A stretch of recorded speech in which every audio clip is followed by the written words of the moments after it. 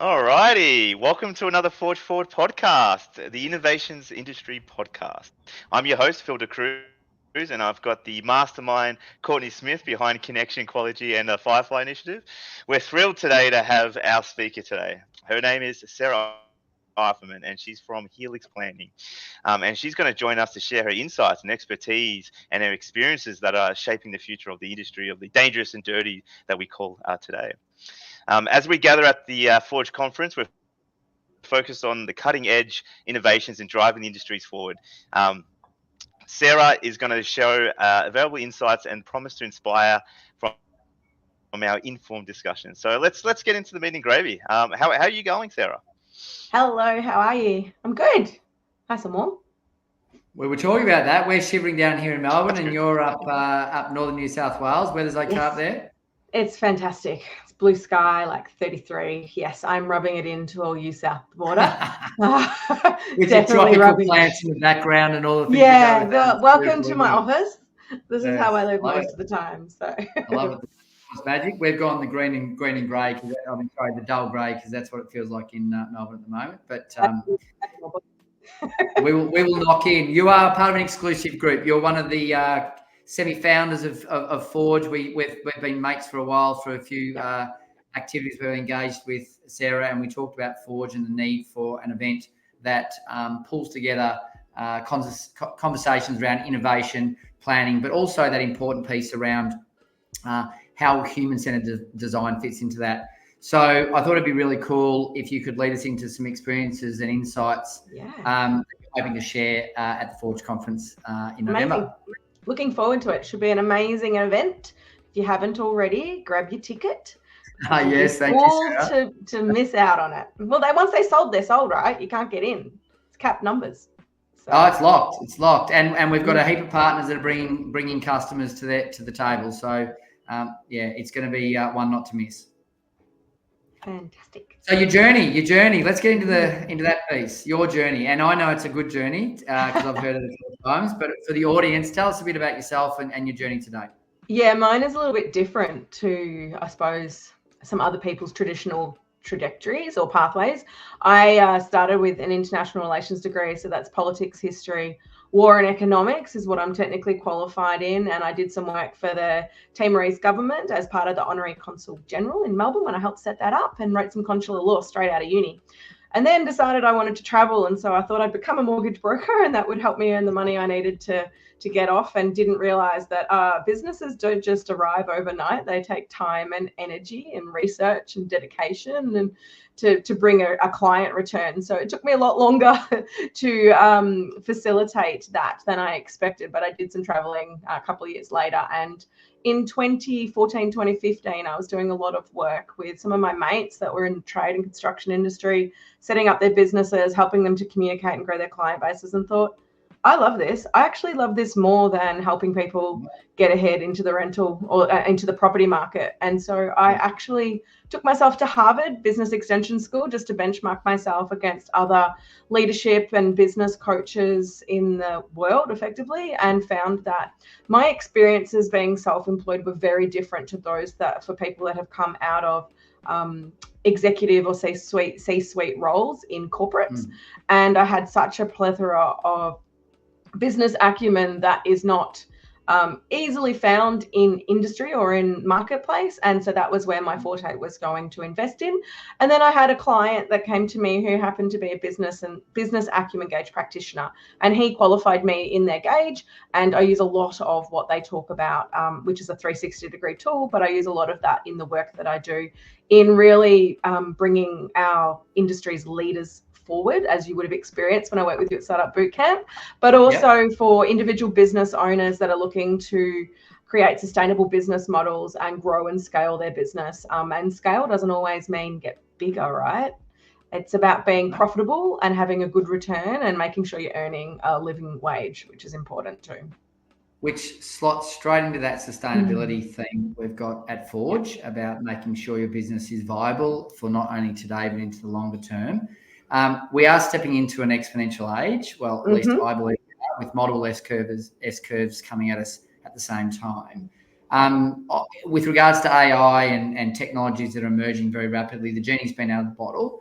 What I'd like to get a feel for, and I'd hate it if you answer the wrong here, but so just be honest. I've been warned, everybody. When you kind of see yourself, do you see yourself in the visionary, the people that lean into the curve, the cautious explorer? I'll let everyone else do a bit, or are you the resistor, the laggard, and why? I think it depends on the context for me. I could be a little bit of all of them depending on what's happening. Right. So naturally, I'm a visionary. I like to see ahead. It's a business acumen gauge capability called foresight. I personally lean into those skills quite regularly, but I don't like to just jump off the cliff.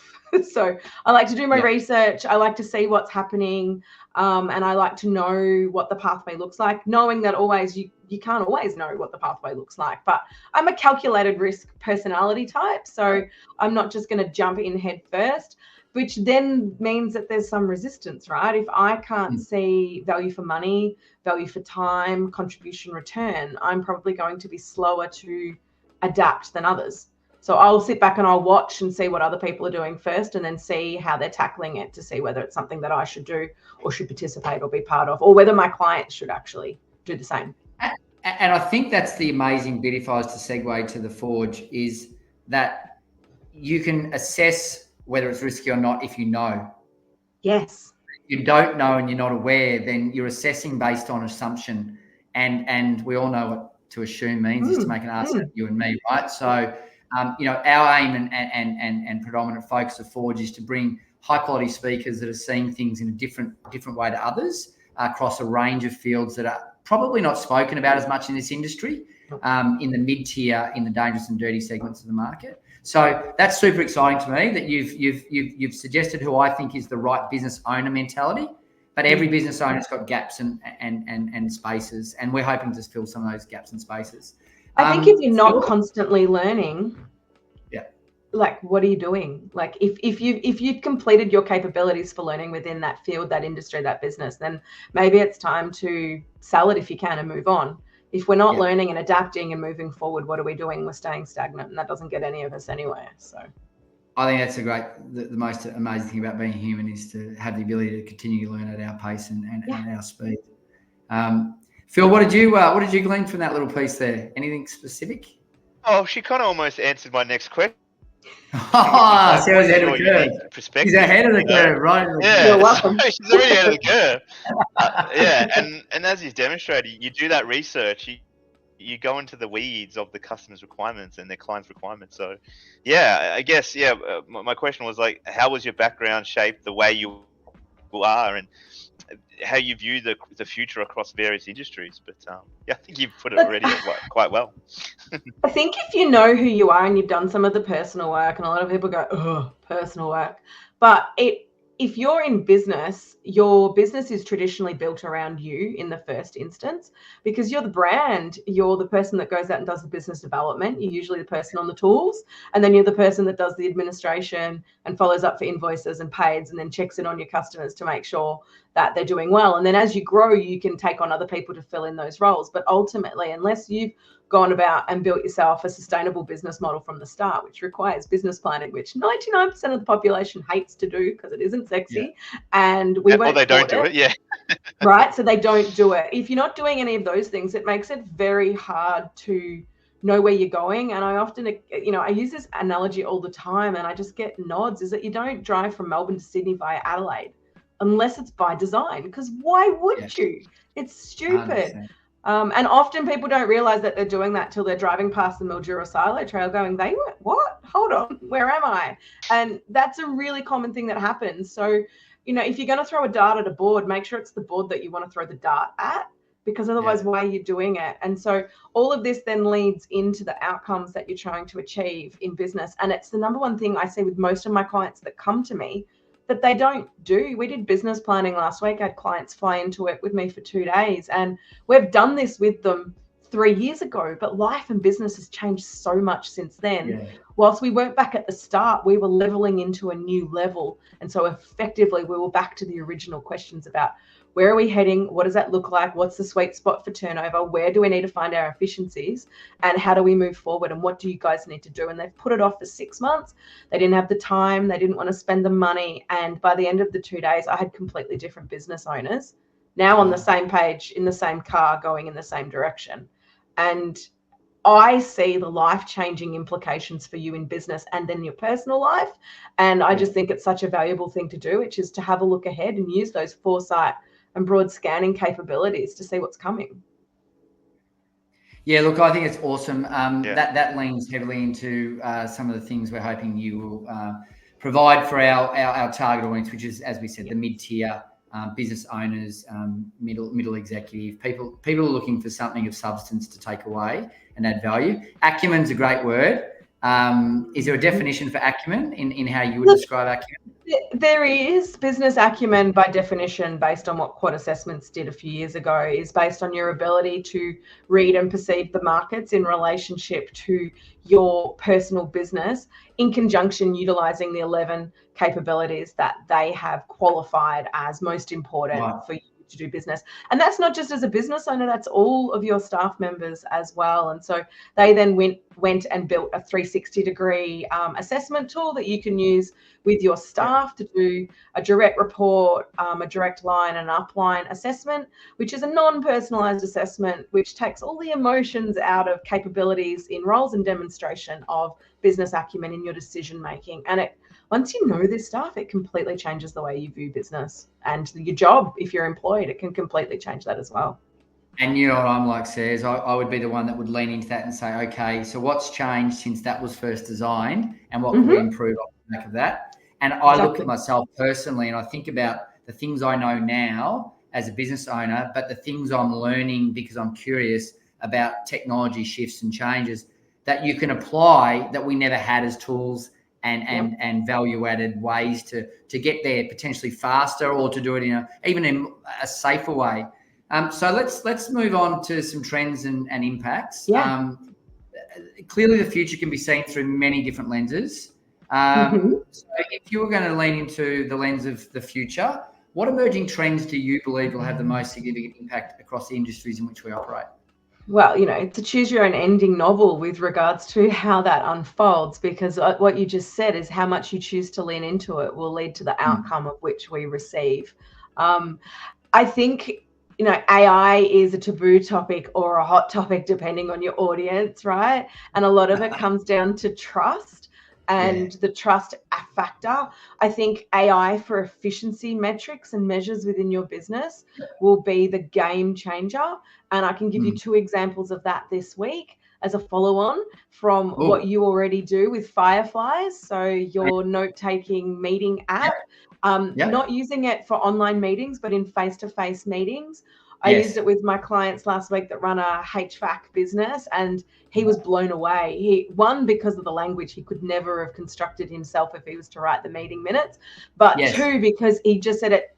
The biggest concern with AI or any of these things is that they don't accurately capture the essence of what's being discussed.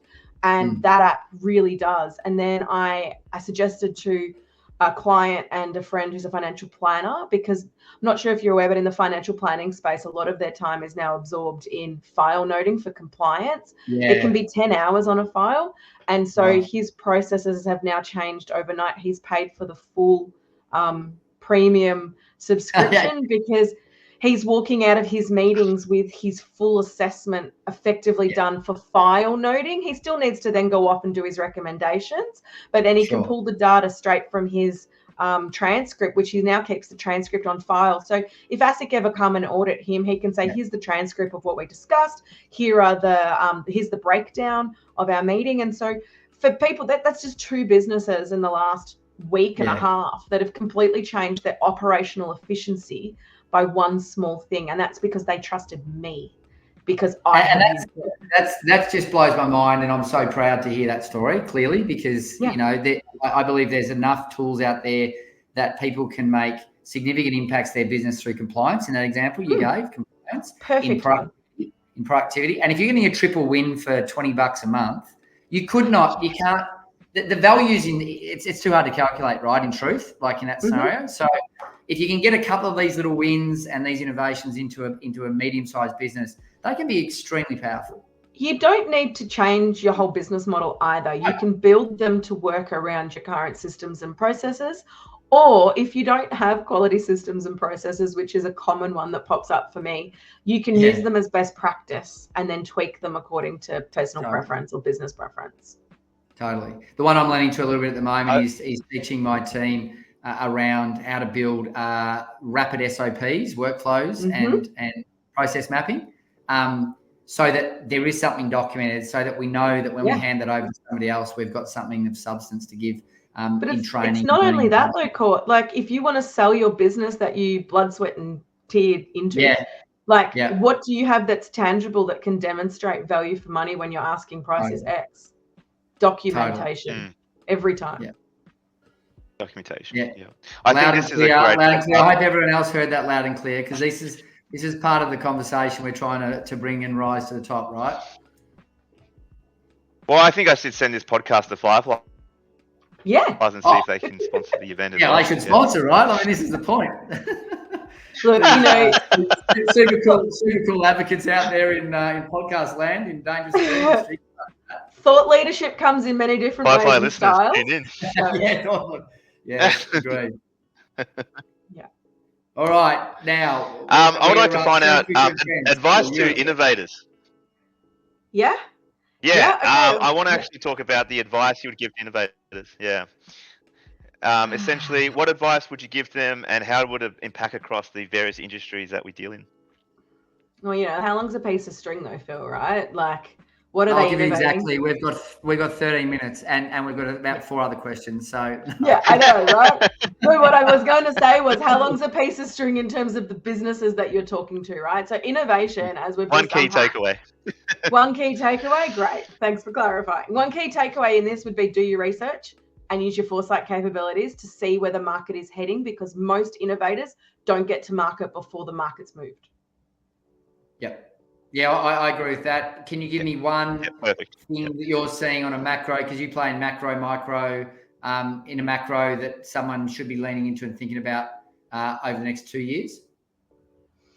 Well, reg tech. We've just talked about it already. So regulatory tech, there's a couple of different products in the marketplace, even using something like Fireflies to, bridge the gap in the meantime. Why would you be manually recording things anymore if you've got capabilities for doing it? So on the flip side of that, there comes a concern. What if they're using my data to create new products? Or what if they're using my data to sell to other businesses? Or what if they're using my data in big government?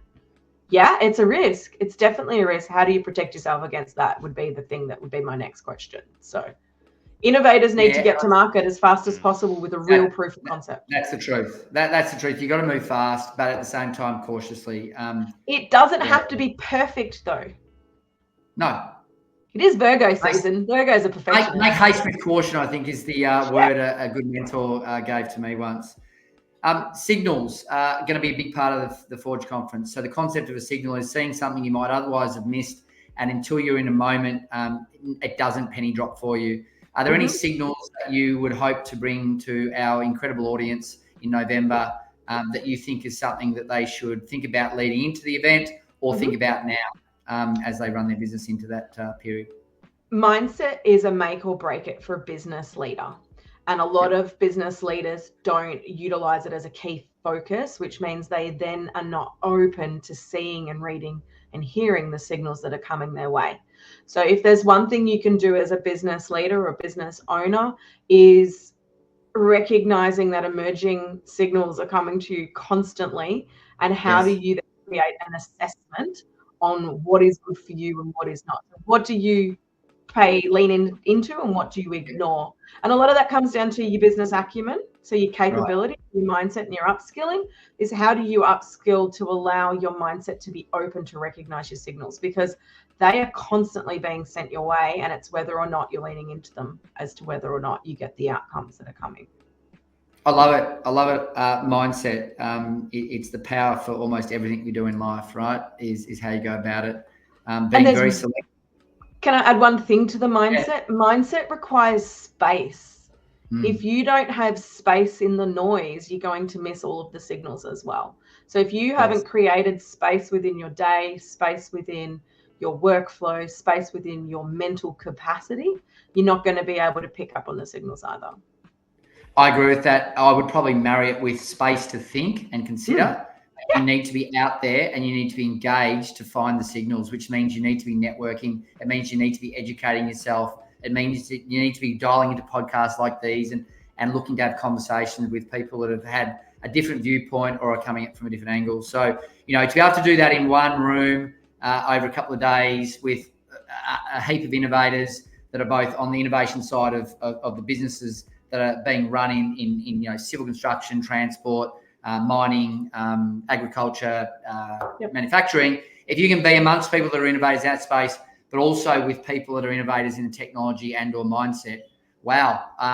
I don't even know if I want to present. I just want to attend. That's how my position feels. I mean, there is an element of that. Like, how do you absorb and facilitate, right? So even for us that are involved with the operation of the event and delivery, like, it's going to be a lot. I'm going to have to come in with a lot of space to absorb everything that's going on. I'm going to have to prepare myself to attend because I just think it's going to be such a fantastic meshing of individuality, of personality, of design work, of customer journey-based focus, for innovation and beneficial outcomes. Like, the whole point is to create a community where people can come and ask the questions or ask the challenging questions that they might get shut down within their existing sphere of influence. We want you to ask a challenging question.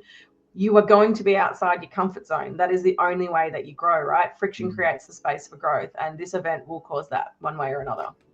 You are one of the first few chats we've had, and the bit you just mentioned there, which is the community piece, being a fundamental. I couldn't push into that more. That being able to have a place to go after an event to a group of people that care and have abundance in their thinking about sharing value. That is the essence of Forge. It's not a 2-day or 3-day event. It's now a journey into being part of a network, part of a group of people that want to be leaders, thought leaders, and or want to lean into the future a little bit and have the safe space to do that. Absolutely. So yeah, it's huge, and I really appreciate you for bringing that up because it's easily missed. I think if I was to lean into my, you know, type A personality, I'd be like, well, from a business perspective, my time's going to be spent. I need to make XYZ connections and I need to introduce XYZ or ABC to other people. And that's all relevant and true. But some of the best authentic relationships and connections come out of not necessarily trying to force it, like not trying to put a square peg in a round hole. And so you can have metrics and data on things you want to achieve. But you know what? If I leave this event and have met 5 new amazing people that have changed my life perspective, who also might be great business contact, I think it's a fantastic investment on time, on the cost of attending, on the return. And often we go into these events going, oh, I need to see 250 people or 500 people to make this event worthwhile. No, 5 to 10 quality connections will make you survive through the next 6 to 12 months of business in a way that if you change your perspective on how you view it, it'll completely change on what you get out of it as well. Yeah, and I believe in that sentiment. Everywhere you go, if you can come away with one really cool piece of information or one wonderful relationship, you've more than paid for tenfold. And so on that, we get a little announcement we're hoping to close out on. We haven't got absolutes, but something I haven't let you know is we might be getting a group of young people at the event too, who could be our future innovators, who are from university space, who don't know this industry very well because it's not typically aligned to internships and the like. And we're hoping that we can give on day 2 a little bit of a insight into how quickly the tools today can build out problems or solve problems, small problems in business, like the one you gave around transcription. So I think we're going to have a little hackathon, which wasn't on the agenda before we spoke. Yes, well, the proof's in the pudding, isn't it? A hell of a lot of fun. I think that one will be for everyone to attend. And it's great to have young people around in any sort of event. And I think it removes some of that, you know, what's the word? Like the reserved, oh, well, I'll believe it when I see it kind of positioning that a lot of this innovation and technology piece sort of gets tarnished with, because Often Yeah. people have a negative experience when trying to implement new technology into their business because they don't understand it and they feel that it doesn't understand them. So being able to see in literally live hackathon style problems being solved in terms of efficiencies, I'm assuming here, guys, efficiencies or product solution outcomes will be problem amazing. statement, the solution sort of stuff in a rapid environment. Yeah. You know, it's things believing, and I hope that's one signal, because I'm seeing it every day, and it's not easy to translate that, Sarah, to people that don't live in the same future curve I do. And we also all our live in a younger future generation curve. is looking for ways to actually demonstrate and show their value and their worth, and they live, eat and breathe this stuff more than perhaps some of us older kids do. And that's the thing that's incredible, Sarah, is that they see life completely different to us. We've got an aging workforce, and we've got these young people coming through. Therefore, we're designing things for older people, but young they people. are our workforce moving I don't forward. want to play in this playground because it's so behind.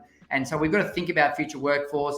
These are all the big topics. Do you have one key takeaway that you're hoping to bring that people can hold onto the edge of their seats for? That's a hard question to answer, I know, but there from change your from entire world. mindset by attending Forge 2024. There you go. There you go. Like, change your business life.